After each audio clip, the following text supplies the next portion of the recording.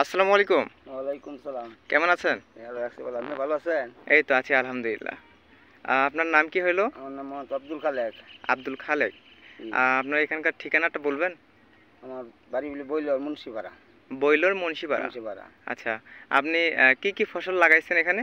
আমি লাউ, দুন্দল, শসা, ভেন্ডি, চাল কুমড়া, করলা, এই যে এইসব ফসল লাগাচ্ছেন এগুলো সব কি কোম্পানির?